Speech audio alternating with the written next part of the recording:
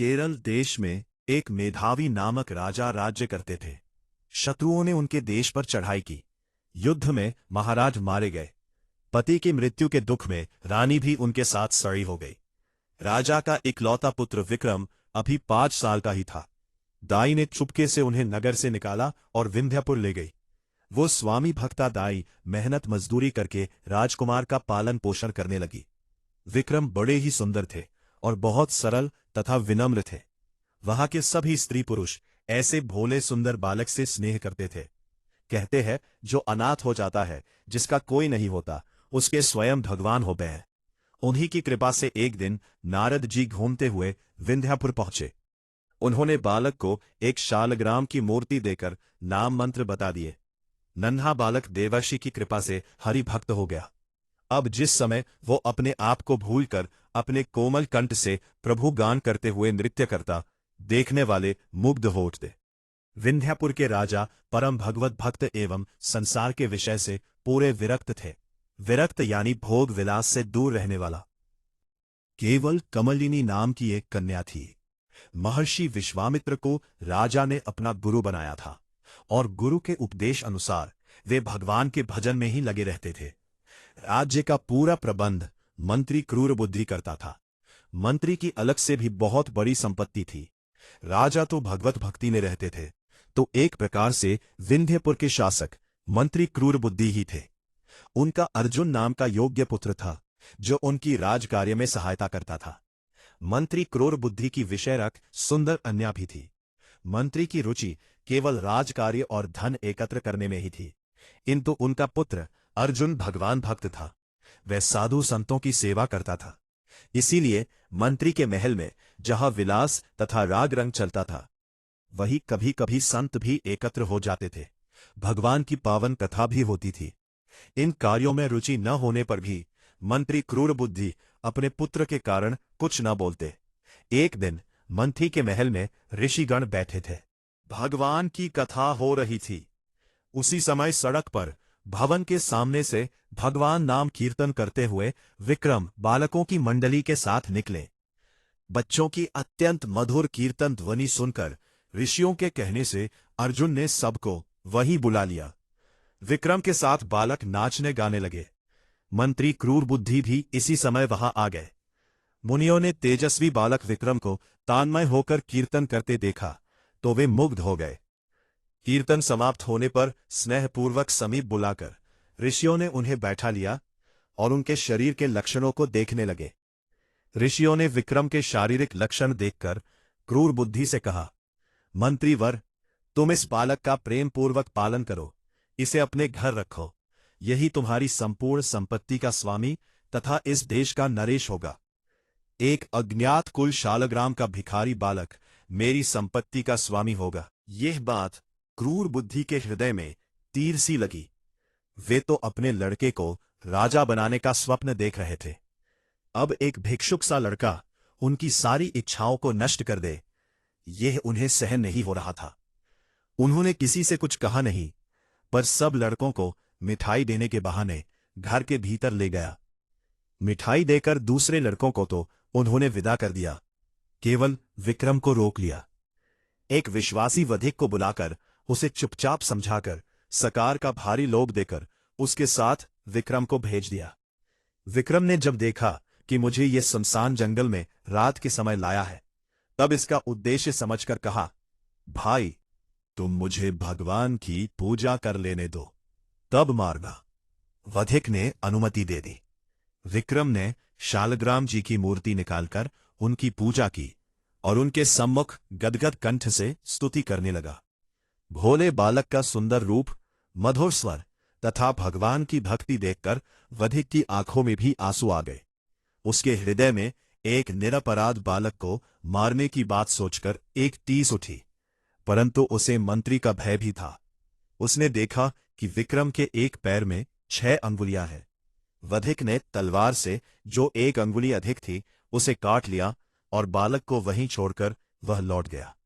वधिक ने महल जाकर जब क्रूर बुद्धि को वह अंगुली दिखाई तो वह अंगुली देखकर बहुत प्रसन्न हुए। उन्हें लगा कि अपने बुद्धि कौशल से ऋषियों की अमोघ वाणी मैंने झूठी कर दी। विंध्यपुर राज्य के अधीन एक छोटी सी रियासत थी सुगंधपुर। वहां के नरेश भानु प्रताप किसी कार्य से बड़े सवेरे वन की ओर से घोड़े पर चढ़े जा रहे थे। तभी एकाएक उनके कानों में बड़ी मधुर भगवान नाम कीर्तन की ध्वनि पड़ी। कटी अंगुली की पीड़ा से भूमि में पड़े पड़े विक्रम करुण कीर्तन कर रहे थे। राजा ने कुछ दूर से बड़े आश्चर्य से देखा कि एक बड़ी हुए छोटा देवकुमार जैसा बालक भूमि पर पड़ा है। उसके चारों ओर अद्भुत प्रकाश फैला है। राजा की कोई संतान नहीं थी। उन्होंने सोचा कि भगवान ने मेरे लिए यही वैष्णव देवकुमार भेजा है। घोड़े से उतरकर बड़े स्नेह से विक्रम को उन्होंने गोद में उठाया, उनके शरीर की धूल झाड़ी और उन्हें अपने राजभवन में ले आए। विक्रम अब सुगंधपुर के युवराज हो गए। यज्ञोपवीत संस्कार होने के पश्चात गुरु के यहां रहकर उन्होंने वेद वेदांग तथा शास्त्रों का अध्ययन किया। राजकुमार ने अस्त्र शस्त्र चलाना तथा नीति शास्त्र आदि सीखा। अपने सद्गुणों से वे राज परिवार के लिए प्राणों के समान प्रिय हो गए। समय बीतने के साथ राजकुमार विक्रम अब एक हट्टा कट्टा सुंदर नौजवान बन चुका था। राजा भानु प्रताप ने अब उन्हीं पर राज्य का भार छोड़ दिया। राजकुमार विक्रम के प्रबंध से छोटी सी रियासत हरि गुणगान से पूर्ण हो गई। राज्य में अब कोई दुखी नहीं था। सुगंधपुर रियासत की ओर से विंध्यपुर को 10,000 स्वर्ण मुद्राएं यानी टैक्स के रूप में प्रतिवर्ष दी जाती थी। अब की बार विक्रम ने उन मुद्राओं के साथ और भी बहुत से धनरत्न आदि उपहार भी भेजे। क्रूर बुद्धि ने जब सुगंधपुर राज्य के ऐश्वर्य एवं वहां के युवराज के सुप्रबंध सुने, तब वह स्वयं वहां की व्यवस्था देखने सुगंधपुर गए। राजा भानु प्रताप तथा राजकुमार ने उनका खुले हृदय से स्वागत किया। यहां आकर जब क्रूर बुद्धि ने विक्रम को देखा तो वह उसके तेज से ही पहचान गया कि यह तो वही बालक है। यह बच कैसे गया? उनका हृदय व्याकुल हो गया।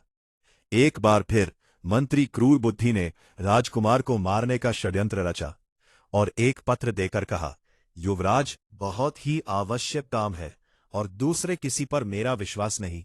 तुम स्वयं ये पत्र लेकर विंध्यपुर जाओ और ध्यान रहे मार्ग में पत्र खुलने ना पाए, कोई भी इस बात को ना जाने। इसे सीधे अर्जुन को ही देना। विक्रम घोड़े पर चढ़कर अकेले ही पत्र लेकर विंध्यपुर को चल पड़े। दिन के तीसरे पहर वे विंध्यपुर के पास वहां के राजा के बगीचे में पहुंचे। बहुत प्यासे और थके थे, अतः घोड़े को पानी पिलाकर एक ओर बांध दिया और स्वयं सरोवर में जल पीकर एक वृक्ष की शीतल छाया में लेट गए। लेटते ही उन्हें निद्रा आ गई। उसी समय उस बगीचे में राजकुमारी कमलिनी अपनी सखियों तथा मंत्री कन्या ललिता घूमने आई थी। संयोगवश अकेली ललिता चली आई जहां विक्रम सोए थे।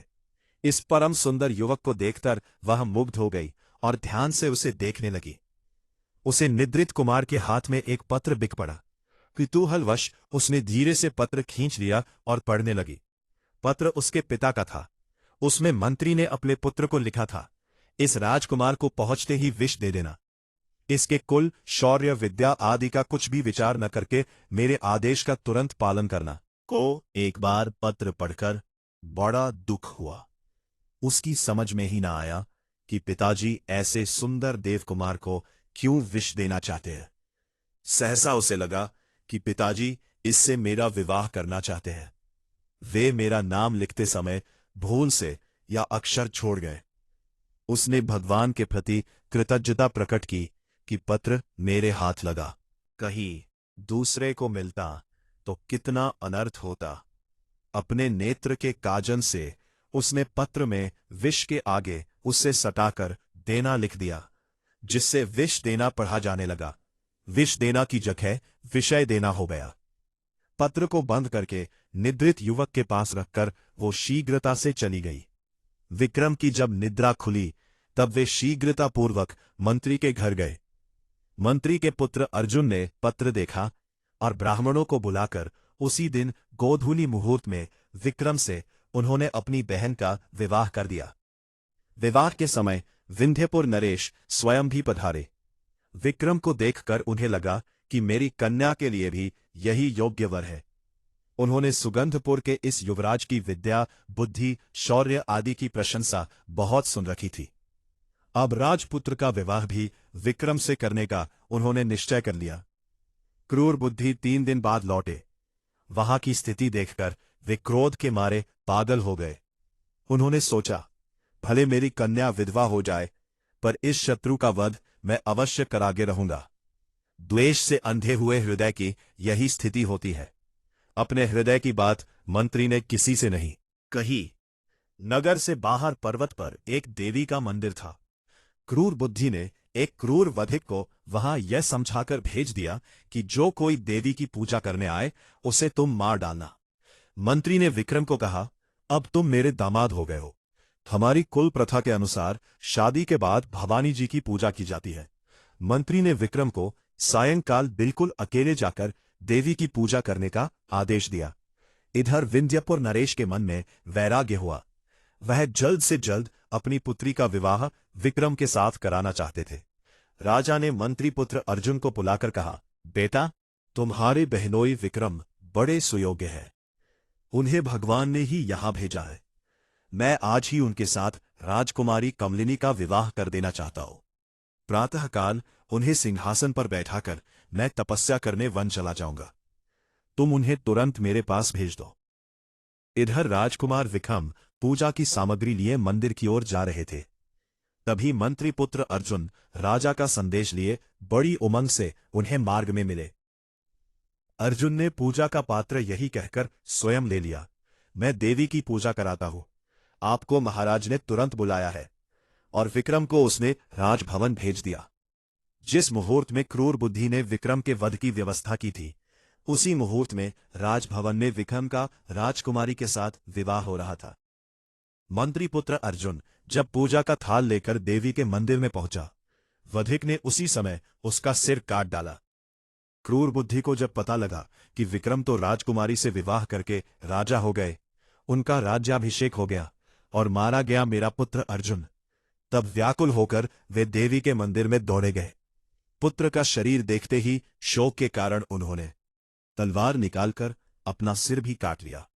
संयोगवश क्रूर बुद्धि को उन्मत्त की भांति दौड़ते समय राजकुमार विक्रम ने देख लिया था। वे भी तुरंत अपना घोड़ा ले उसी दिशा में चल दिए जिधर कुछ समय पहले ही उसका ससुर मंत्री क्रूर बुद्धि गया था। वे तनिक देर में ही मंदिर में आ गए। सारा माजरा समझ अपने लिए 2 प्राणियों की मृत्यु देखकर विक्रम को बड़ा क्लेश हुआ। उन्होंने निश्चय करके अपने बलिदान के लिए तलवार खींची। उसी समय मां भवानी साक्षात प्रकट हो गईं। उन्होंने कहा, बेटा, यह क्रूर बुद्धि बड़ा दुष्ट था और सदा तुझे मारने के प्रयत्न में लगा रहता था। इसका पुत्र अर्जुन सज्जन और भगवत भक्त था, किंतु उसने तेरे विवाह के समय तुझे अपना शरीर दे डालने का संकल्प किया था। अतः वह भी इस प्रकार वर्णन हुआ। अब तू वरदान मांग। आप प्रसन्न है तो ऐसा वर दे जिससे श्री हरि में मेरी अविचल भक्ति जन्म जन्मांतर तक बनी रहे, और इस क्रूर बुद्धि के अपराध को आप क्षमा कर दे। मेरे लिए मरने वाले इन दोनों को आप जीवित कर दे। देवी तथास्तु कहकर अंतर्ध्यान हो गई। क्रूर बुद्धि और अर्जुन तुरंत उठ खड़े हुए। सारे वृतांत का पता चलने पर मंत्री क्रूर बुद्धि राजकुमार विक्रम के पैरों में गिरकर माफी मांगने लगा। राजकुमार विक्रम ने उन्हें उठाया और अपने हृदय से लगा लिया। मंत्री अब पूरी तरह बदलकर भगवान के परम भक्त हो गए। अर्जुन तो भक्त था ही, उसने विक्रम का बड़ा आदर किया। सब मिलकर सानंद घर लौट आए। निष्कर्ष, माफी, दया और भक्ति जीवन के असली मूल्य हैं, जो इंसान को उसकी आंतरिक शक्तियों से जोड़ते हैं और उसे उन्नति की ओर ले जाते हैं। मेरे प्यारे दोस्तों, अगर आपको ये कहानी पसंद आई है तो कृपया हमारे चैनल दर्पण को सब्सक्राइब कर लें और इस कहानी को लाइक और शेयर करें। आप अपनी राय कमेंट बॉक्स में दे सकते हैं, जो हमारी प्रस्तुति को बेहतर करने में सहायक होगा।